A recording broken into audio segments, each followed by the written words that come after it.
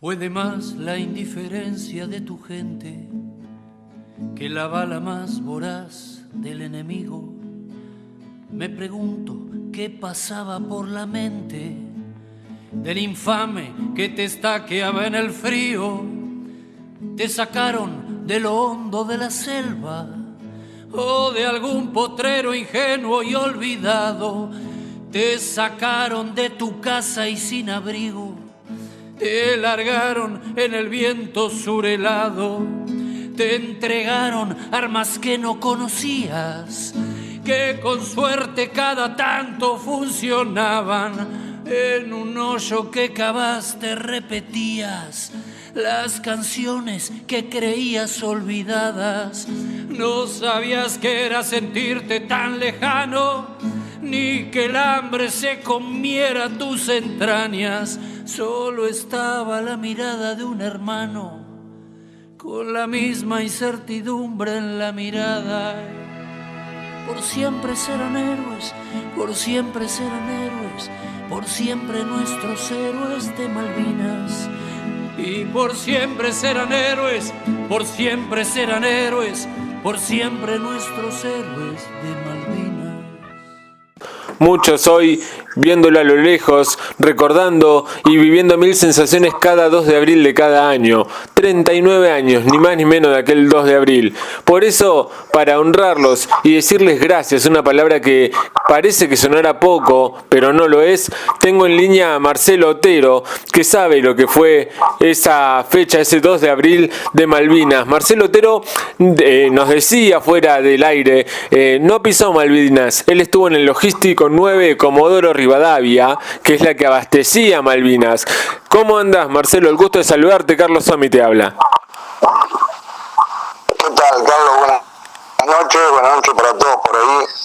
Y acá estamos, quizá nos han sacado, no sé cómo explicarlo con palabras, ¿viste? El orgullo, el honor, a mí, a todos mis compañeros, 9.000 personas. En este caso que desgraciadamente nos sacaron el orgullo de ser veteranos por cosas que pasan acá en Argentina, porque bueno. Pero bueno, la verdad que por un lado, viste, es como que uno la vivió tan cerca y a la vez te la hacen sentir que la viviste tan lejos, porque es como que nos negaron, nos borraron de la historia de un plumazo. Pero bueno, seguimos luchando. Imagínate, ya pasaron 39 años y seguimos luchando. Desgraciadamente, te da pena que por ahí, viste, se hable solamente de esto, esta fecha. Porque nos pasa, pero íbamos a alguna movilización, nos hacemos algo, viste, y hoy somos todos muchachos de 57 años, 58, viste, la gente te mira y se olvida que teníamos 18 años, qué sé yo. Imagínate, la primera vez que pisé un avión fue cuando fuimos para el sur. Comodoro en esa época, yo cuando llegué jugaba Comodoro, no tenía idea. Hoy apitas un botón y conoces cualquier país, cualquier provincia, ¿viste? Es difícil de explicar la situación. Vos decías, los borraron de un plumazo y la verdad llama la atención, aunque ya no se sabe si hay algo que nos sorprende o nos sorprendemos de no sorprendernos. 39 años de lucha por un derecho que les corresponde, que ser reconocidos como excombatientes. ¿Por qué no son reconocidos? ¿Cuál es el motivo que les dan por los cuales, si estuvieron poniendo el pecho por la Argentina, no los reconocen? Bueno, yo te cuento, mira, las primeras bajas fueron en el continente, 17 bajas que las escondieron, ¿ves? En el continente. Es más, en Caleta Olivas se derriba un helicóptero y lo pasan como accidente porque fue todo así, porque si aceptaban que había sido el combate, Inglaterra violaba el acuerdo de no invadir. Y la guerra se formaba mayor porque involucraba al resto de los países sudamericanos, ¿me entendés? De hecho, nosotros éramos veteranos, es decir, por la ley 22.684 en 1982, la ley 23.109 en 1984, la ley 23.118 en 1984, y bueno, un decreto que saca el señor Alfonsín, que hoy es prócer de la patria, el decreto 509/88 en 1988 nos dejó afuera 9.000 personas. Achicaron el círculo de la guerra, ¿me entendés? Y nos dejaron afuera a la gente del continente. La verdad que es vergonzoso, pero es así, es lo que nos toca. Es increíble escuchar ese testimonio, escuchar esa historia que no se conoce, porque cómo a excombatientes con todo lo que hicieron, estén donde hubiesen estado, en su caso en Comodoro Rivadavia, otros en el batallón, otros en aeronáutica, son excombatientes y los manejan como si fueran muñecos en esa época, por ejemplo, como usted decía, Alfonsín. Bueno, pero viste que sale... En ese momento nosotros tampoco éramos jóvenes, no estábamos, ¿viste? Después vos te das cuenta con los años, después cuando uno es más grande, la importancia que tenía, porque cada vez, capaz que dentro de 50 años nos reconocen, ¿viste? Porque es así, desgraciadamente. Pero, ¿viste? Uno por ahí, si esto no hubiera pasado, nosotros hubiéramos tenido a los 22 años, por ahí... la fuerza esa, le metíamos 5.000 personas en el Congreso, ¿se entiende lo que te quiero decir? Claro. Hoy con 58 años, ¿me entendés? La gente va, ya te ponen la policía, te pega, entonces ¿viste? Es muy difícil en un tipo de 58 años ir a hacer una protesta, entonces, ¿viste? Es muy difícil todo, y aparte que es de todo el país, hoy como trasladás, porque hay gente de todo el país que merece el reconocimiento, y no es tan fácil llevar 5.000 personas o 90 personas al Congreso, ¿me entendés? Entonces se hace difícil todo. ¿Cómo es en detalle esa lucha que tienen ustedes? ¿Tienen alguna agrupación que hayan formado los que están en tu misma situación? ¿Cómo se mantienen en contacto? ¿Cómo es esa lucha justa en la cual ustedes están hace 39 años?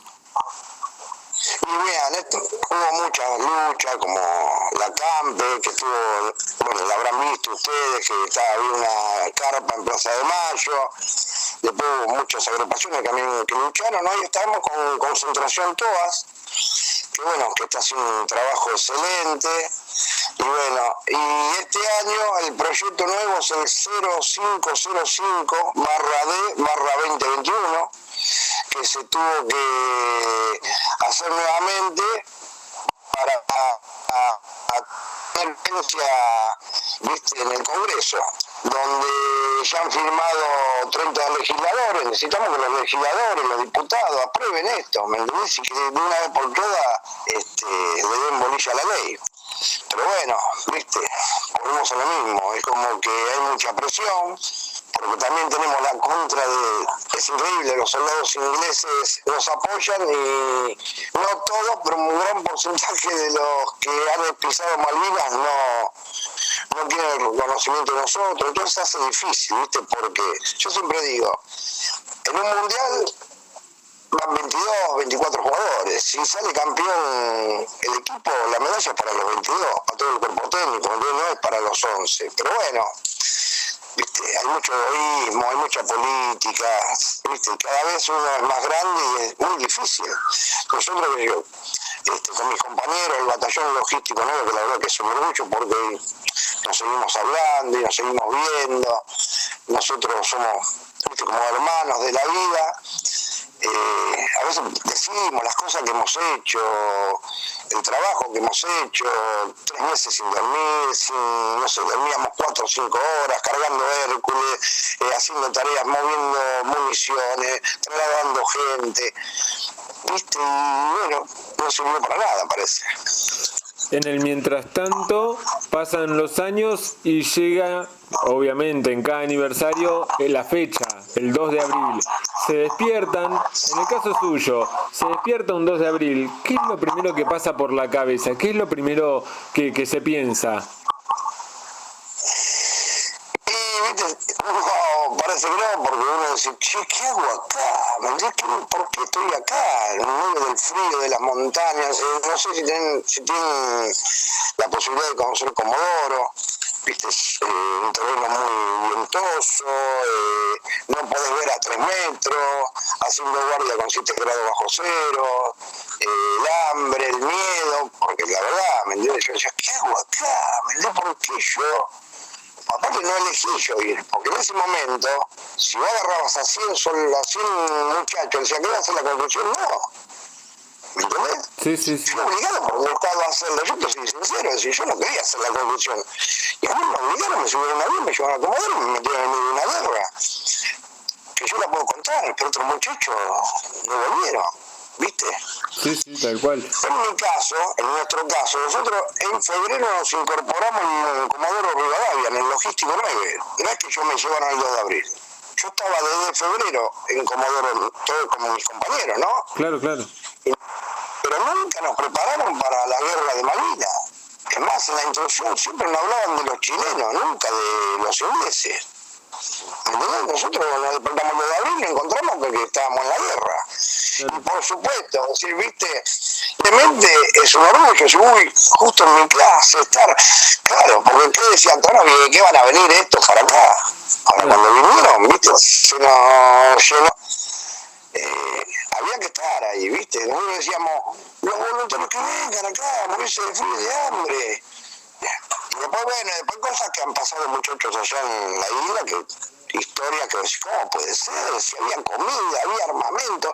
Si bien el armamento era viejísimo, el que le daban, ¿no? Bueno, que de hecho la aviación, muchos buques se han salvado porque no reventaron la bomba. Pero el trabajo del soldado argentino, yo te puedo decir, estoy orgulloso de lo que hemos hecho y lo que hemos trabajado y lo que hemos hecho por la patria. Pero bueno, también nosotros somos los que tienen que decidir ciertas cosas, ¿viste? Acá la política, ¿viste? Pero bueno, ¿qué te voy a decir? Si un diputado gana 400.000 pesos y un jubilado gana 20, entonces si arrancamos ahí, ¿qué te voy a decir? Claro, mire, usted hablaba del tema de la política y también del armamento. ¿Qué le genera a usted, a nosotros de afuera o a alguien como quien le habla de 27 años, que ha visto lo que es la historia, que ha estudiado en la etapa escolar, después también un poco, y sí, está al tanto de lo que fue la historia, pero qué le genera a alguien que estuvo ahí esa parte de la historia que usted bien hacía mención brevemente, que le daban armamento que no funcionaban, que el pueblo argentino había donado alimentos para que no pasen tanto frío, por lo menos lucharle, como le dirían los de mayor edad, al tornillo que hacía allí en Malvinas o también en Comodoro Rivadavia, y de repente se enteran que no llegaba nada? ¿Qué le generó a usted que estuvo allí presente? La verdad que no lo podíamos creer, porque el alimento llegó. Lo que pasa es que después lo distribuían mal, ¿viste? Todo bananero, ¿viste? Realmente nosotros el trabajo que yo no te puedo explicar, noches y noches cargando Hércules y preparando cajas de mercadería y armamento, que bueno, que no, más de uno no ha quedado la mano, ¿viste? Porque allá además estábamos todos paspados, orejas, por el viento, por el frío, al no estar acostumbrados, y no te puedo explicar lo que es bajar armamento, que vos hiciste esta cajita y pesaban, no sé, 50 kilos, tremendo. Pero bueno, ya viste ciertas cosas que han pasado allá, después no sé, ¿por qué no las distribuían? ¿Por qué hacían pasar eso a los soldados? ¿Por qué? Lo que pasa es que en ese momento que yo, viste, ibas al sur y era todo verde, había un 80% de la población que era militar. Viste que... Usted reflejaba el tema del miedo, ha reflejado muchas veces, el tema de la incertidumbre, el sufrimiento. ¿Cómo es eso? ¿Cómo se vive con ese miedo? Porque la verdad es, estás parado en un lugar y no sabes si de repente te cae una bomba y ya no estás más. ¿Cómo se convive con eso? ¿Cómo era esa experiencia? Y mira, yo te cuento mi experiencia. Yo era electricista de turno, pues yo soy instalador eléctrico, hoy no ejerzo, soy cerrajero bancario, ¿no? Y yo en ese momento era electricista de turno y de mi cuadra, yo estaba en la compañía de comando, tenía 400 metros un galpón donde había un transformador donde yo tomaba las medidas todos los días de lo que se consumía en el batallón. Y a la vez, en esa sala, había una llave que era la que cortaba la antena del aeropuerto. ¿Sí? Yo, si había alerta roja, lo primero que tenía que hacer era cortar esa antena para que los aviones no bombardeen el aeropuerto. Imagínate la responsabilidad. Yo siempre digo, no llego. ¿Viste? El tiro lo mandan así sin. Y bueno, hemos tenido alerta roja. Y mirá lo que es, yo corriendo, y yo miraba, y veía que venían 2 aviones y no me daban las piernas para correr, aparte de pasar porque el batallón estaba lleno de regimientos en todos lados, entonces teníamos contraseñas para ir, todos los días se cambiaba la contraseña, y yo miraba al cielo y veía que venían 2 aviones, y bueno, después fue una falsa alarma, ¿no? Pero después, con el tiempo, mira, con los años, me entero sí que venían 2 helicópteros que fueron después los que voltearon, ¿viste? Pero a mí me había quedado la idea que no fue una idea mía, así que imagínate el temor que tenía, ¿no? Claro. Porque era inconsciente. Es más, después nos preparaban, te decían, bueno, si yo estoy con vos, y a vos te pegaba un tiro, te iba a meter dentro de una bolsa y seguir. ¿Viste esas cosas que nosotros, gracias a Dios, nunca la hemos vivido? Entonces yo decía, loco, te tienen que dar algo, porque una cosa es ir platicar con un muñeco, con un animal, pero viste, yo creo que también por ahí estás al límite donde sos vos y yo, pero eso es muy difícil explicarlo con palabras. Tal cual. Hay personas que han estado también en aquel 2 de abril y también en los días y meses previos, como usted bien hacía mención, ya desde febrero, que sobrevivieron, que tuvieron la suerte de sobrevivir, y sabe que nos topamos con 2 tipos de personas, de los excombatientes, de los sobrevivientes, veteranos de Malvinas. Están los que escuchan el himno nacional, lo cantan, lloran, los que no cantan y lloran directamente por los recuerdos, vaya uno a saber las cosas que se le deben venir a la cabeza, aparte de las que usted está contando en su experiencia personal. Pero también tenemos excombatientes que hemos dicho para hablar y en algo que se respeta, claro está, dicen, yo no hablo de eso, yo sé lo que pasó, yo sé lo que viví y me lo voy a llevar hasta el último de mis días. ¿Por qué cree que puede llegar a darse esas situaciones con respecto a algunos excombatientes? Usted que también estuvo y fue protagonista de lo que vio. Mira, yo creo que es algo muy personal. Yo, la verdad, te soy muy sincero, quizá lo absorbí, yo creo que capaz que dentro de 2 años lo voy a pagar eso. Pero bueno, yo tengo compañeros míos que hasta que no volvieron a Comodoro es como que tuvieron algo pendiente. Es más, yo después llegaron unos videos de muchachos que han ido ahora, por nosotros estamos con concentración todas, y han ido al lugar donde estaban y se encontraron con todo igual y llorando, muchachos de 58 años, ¿me entendés?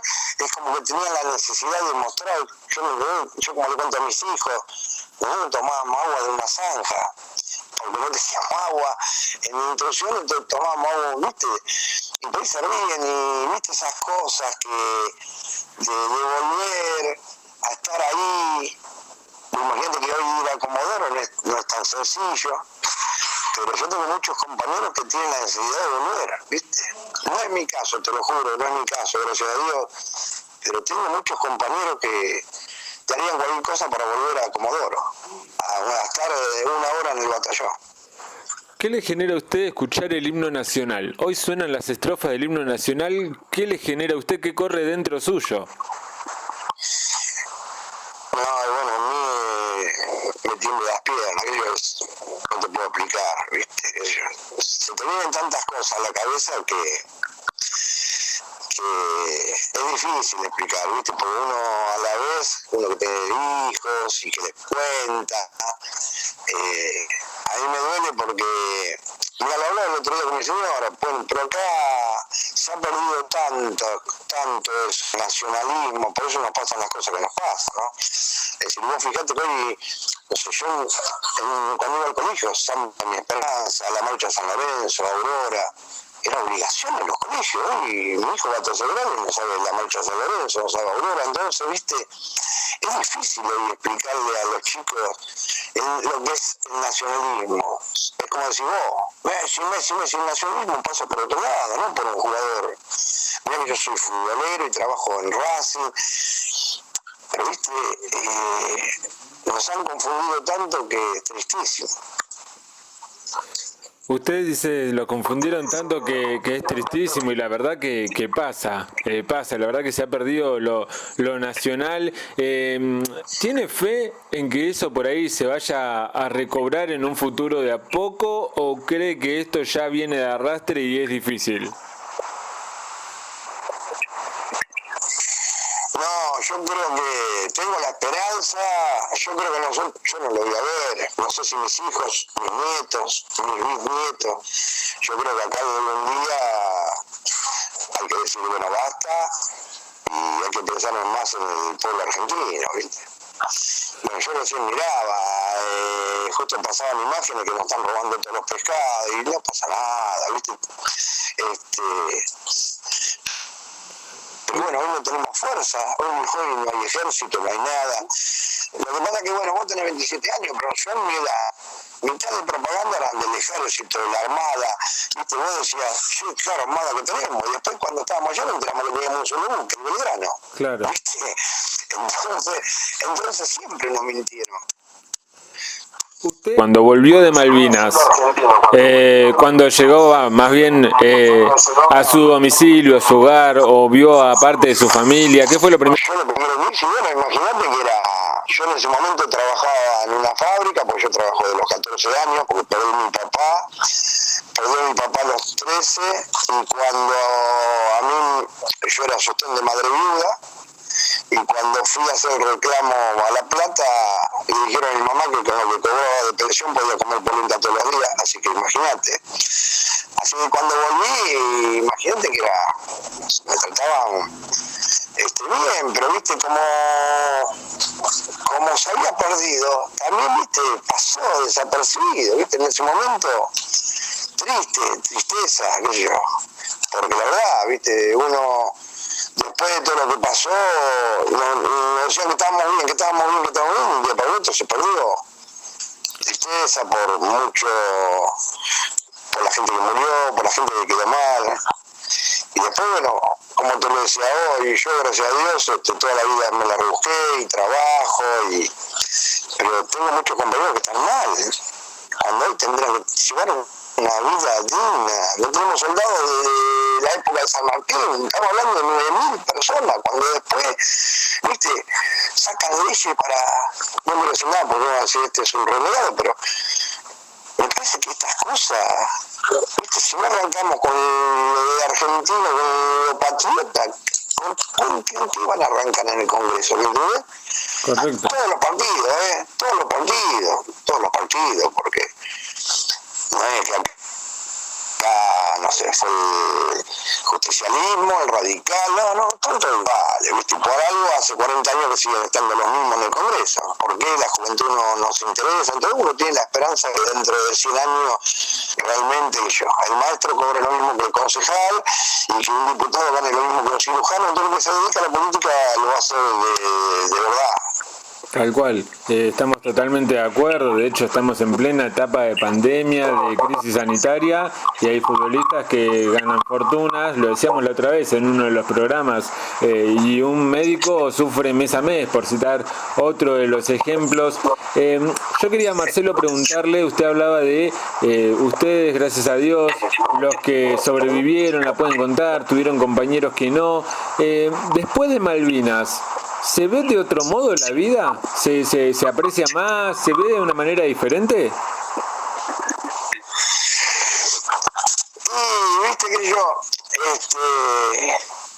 quizá después con los años te vas a dar cuenta de lo que viviste, a esa edad uno vino con por ahí a los 18 años, te subís en la moto y andas a 200 km por hora, y no ves las consecuencias, ¿viste? Cuando tenés familia, ya no te subís a la moto, ¿viste? Cuando tenés hijos, entonces uno ve las cosas de otra manera. En ese momento, por ahí, ¿viste? La edad te empuja a hacer cosas o vivir cosas que después cuando las analizás decís, mira hoy lo veo por ahí, yo estuve ahí y no podía haber muerto y nada, ¿qué iba a hacer? Se iban a mandar cada 2 de abril, se iban a acordar, después durante el año no pasa nada, es triste pero es así. Pese a la experiencia y a las vivencias, ¿qué parte de las mismas ha transformado, si así fue que ocurrió, en consejos de vida? ¿Por qué no? Como padre, por ejemplo, para sus...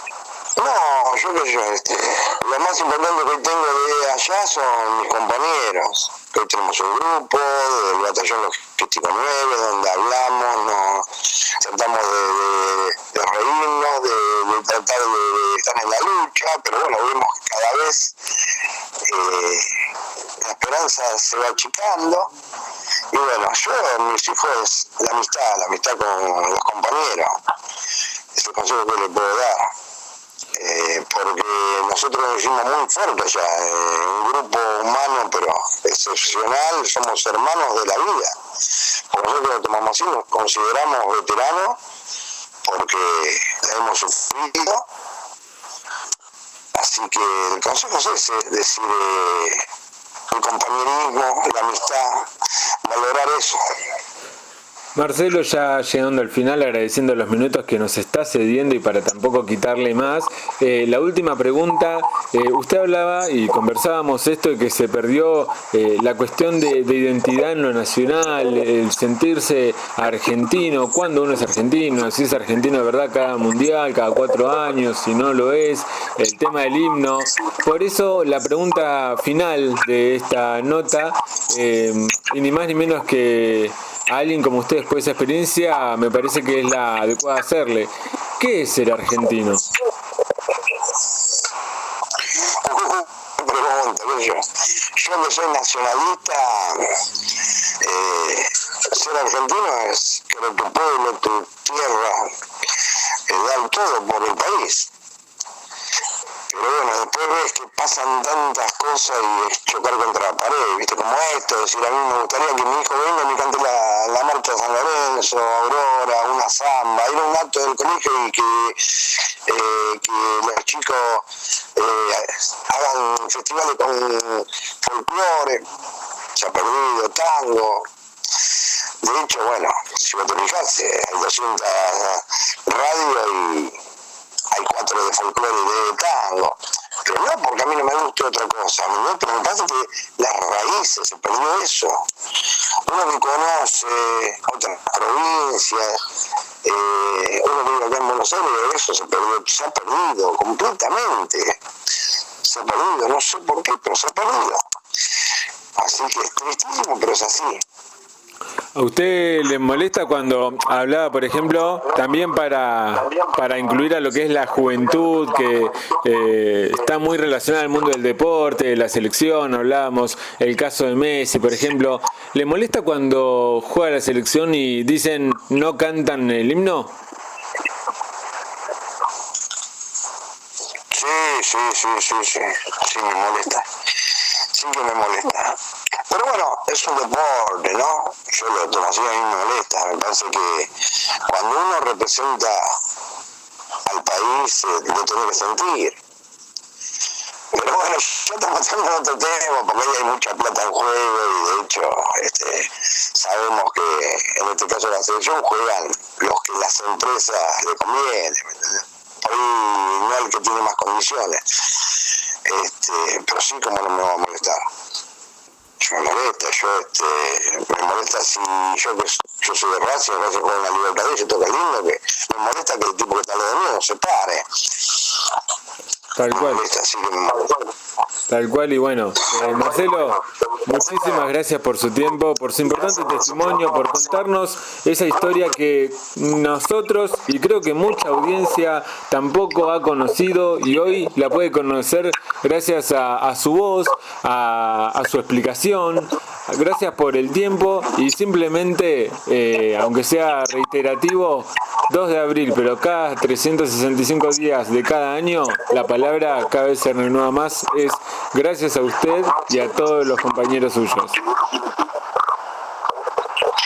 Bueno, muchísimas gracias por la nota y bueno, no se olviden, el proyecto nuevo es el 0505/21. Esto necesitamos difundirlo, yo después lo voy a información y la verdad que todo lo que nos puedan dar una mano, es más, se juntan firmas, necesitamos del pueblo, necesitamos del pueblo y bueno, ojalá que algún día, ojalá el año que viene me llame,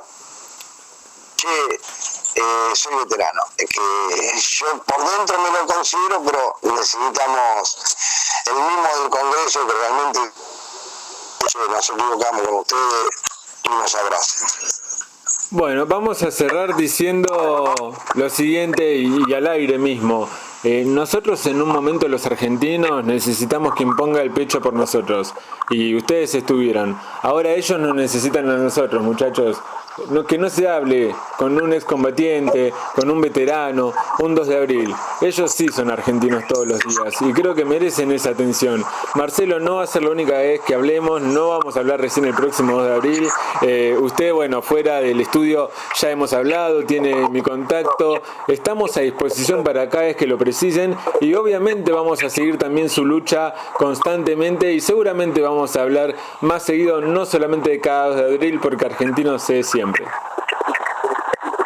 Muchísimas gracias, muchachos. Gracias por interesarse y aguante Argentina, carajo.